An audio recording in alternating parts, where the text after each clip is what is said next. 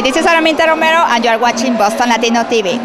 We are here with Frieda Garcia. She's a legend in the Boston area, in New England area, everywhere. She has been around for the past 40 years, Frieda? How long have you been here? I came to Boston in 1965.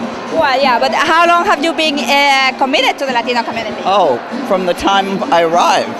I was looking for the Spanish community, and I didn't find it at first, because I was sent to work in Roxbury. So it took a while, but once I found it, then I just got involved. And we really want to know this from your inside scoop. What you feel, what you think about Jorge Hernandez. What is the legacy that he has left for everyone? Well, IVA has had the good fortune of having critical good directors at just the right time. And Jorge, when his last public effort was a ceremony right in this place, because he had just acquired this church, and this was going to be very, very important. And he was about to start a whole new phase of, and what is interesting, because I happen to know this, that he was so well recognized that he was being recruited. They wanted to take him to New York to run the Port Authority in New York. That's how well thought of he was. I mean, he was considered a young, up-and-coming leader, and he made a major contribution here. And so it was very sad, because we had the ceremony, and 2 weeks later, this is where we held the memorial service for him. So the place is always associated with him. But he was critical. He had vision. He lived 2 blocks away, and so, this was his community. What we really like is that we are always going to remember him, and the legacy that he has left, it's something that we all are celebrating tonight, and we hope to keep celebrating the years that are to come.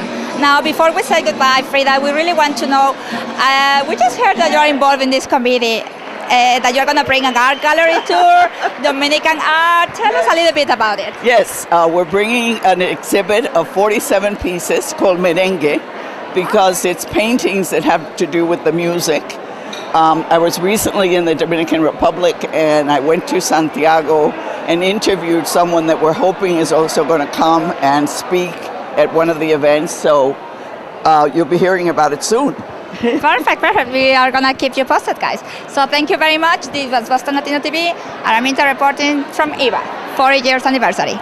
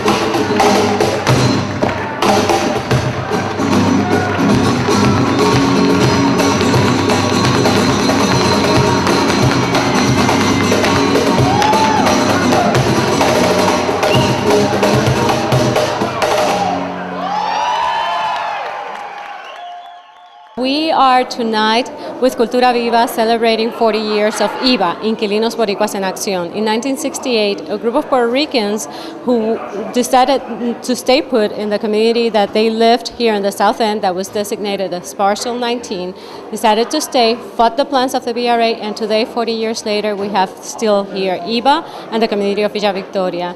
Specifically tonight, we are honoring 4 Latino leaders with the Jorge Hernandez Leadership Awards. And Jorge Hernandez was a past executive director of IVA, a true community leader, a true community Puerto Rican and Latino leader in the city of Boston. And in his honor, we named our cultural center and also the awards that we're giving tonight.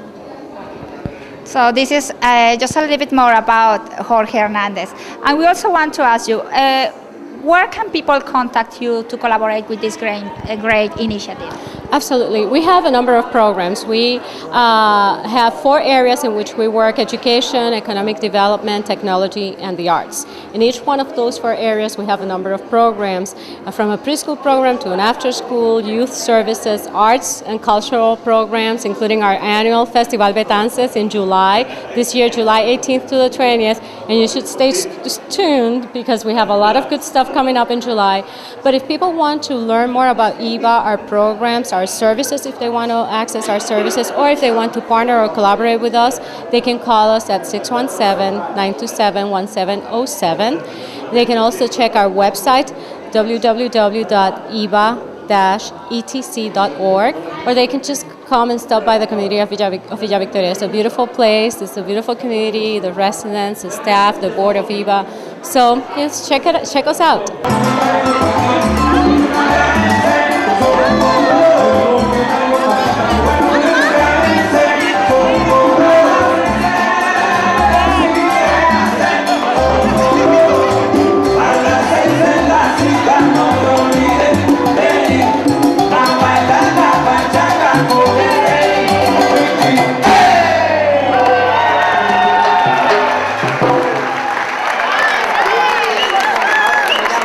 Could you please tell us a little bit about the history of Jorge?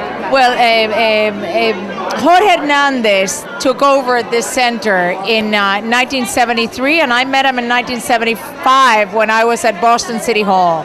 And he was a visionary who was able to energize the entire city of Boston behind his vision. And he had enormous impact. So he built this incredibly important center of Hispanic culture, as well as many other institutions around Villa Victoria, which last today. And he died very young. He died at age 35, but he left behind an incredible legacy. So we have read a lot about him, but we want you to tell us a little bit about the man. How was it? What he used to do? Yeah. Why he was so great? Why he was inspiring too many people in so little time? He actually understood very well how to exercise, how to aggregate and exercise power. So he, for example, was very effective at mobilizing people around his vision. As an example, when there was a fire in this building that we're being in right now that used to be a church, Jorge came to City Hall to my office. I was at the time Deputy Mayor of Boston, and he sat outside at 6 o'clock after everybody had left waiting to see me, and by the time he came into my office, he had a whole plan of how he wanted to build this cultural center. And I remember he got to my heart because at that point I had 2 small children. And he said to me, if we build this cultural center, you will be able to bring up your children in Boston in a bicultural way. And I remember thinking, oh my God, that's exactly the way to get me motivated to help him, because I was interested in making sure my kids were not only, Bostonians, but Latino Bostonians. And that was his great gift, is of motivating people to want to help him. And he accomplished a lot that way. Thank you very much.